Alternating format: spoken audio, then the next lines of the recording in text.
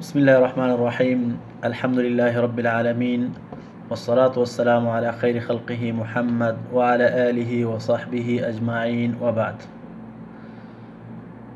يقول الله تبارك وتعالى: ولنبلونكم بشيء من الخوف والجوع ونقص من الأموال والأنفس والثمرات وبشر الصابرين. ورونه موږ او تاسې ولیده د کرونا مرض یا نور داسې امراض، خو دغه ورځو کې دا کرونا یو څه الحمدلله کمه شوې ده، خو داسې ورځې مو ولیدلې چې سختې ورځې وي. ډېر خلک مریضانو، ځینې خلکو پکې خپلوان د لاسه ورکړل، ځینو باندې سختیانې تېرې شوې، الله رب العالمین ورته شفا ورکړله. نو په دغسې حالاتو کې مسلمان ته څه کول پکار دي؟ الله رب العالمین وایي: ولنبلونکم. الله رب العالمین وایي خامخا موږ به په تاسې باندې امتحان وکړو. ولنبلونکم بشیء من الخوف والجوع.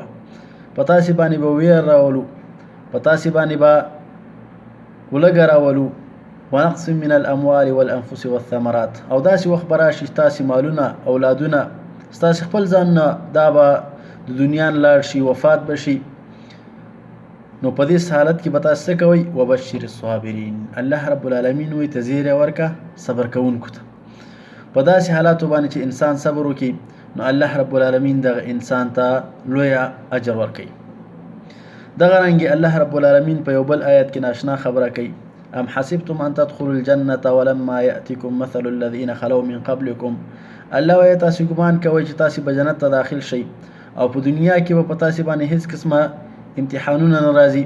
او حال دا چې تاسو د مخکینیو قومونو چې کوم د هغې مخکینی قومونو امتونه او د انبیاو تابعداري کړې وه، په هغوی باندې کومې سختیانې راغلي، هغې تاسو ته مثال نه دی راغلی. یعنې هغسې سختیانې را په تاسې باندې نه دي راغلي. او هغه سختیانې څه وي؟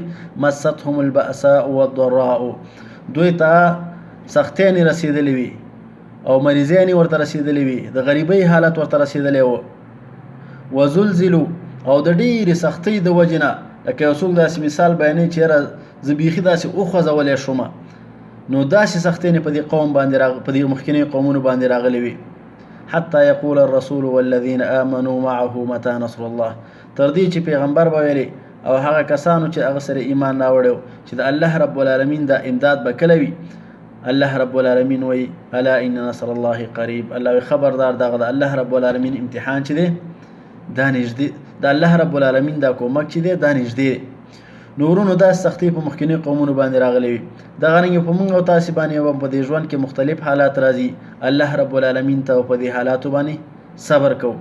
دغه رنګې حدیث شریف کې راځي، رسول الله صلی الله علیه وسلم وایي، د حدیث مسلم روایت کړی دی: عجبا لامر المؤمن ان امره كله خیر.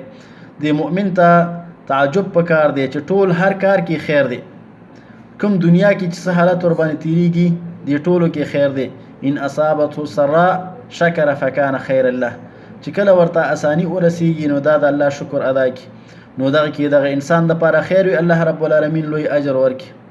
وان اصابته ضراء صبر فکان خیر الله. او که چېرته ورته سختي ورسیږي، مشکل مصیبت ورته ورسیږي، مرضونه ورته ورسیږي، نو دی په دې حالت باندې صبر کوي، نو الله رب العالمین دغه ته اجر ورکوي. تر دې پورې چې یو حدیث کې راځي چې د مؤمن په خوا یا لاس یا کوم د وجود په کومه برخه کې اغزی نه نوځي، الله رب العالمین په دغې ورته هم اجر ورکوي. نو الله رب العالمین دې موږ او تاسې د جنت د اهل نه وګرځي. دا د دنیا د څو ورځو ژوند دی، تیرېدو والا دی او ختمېدو والا دی. الله رب العالمین دې موږ او تاسې ټول د اهل جنت نه وګرځي. واخر دعوانا ان الحمد لله رب العالمین.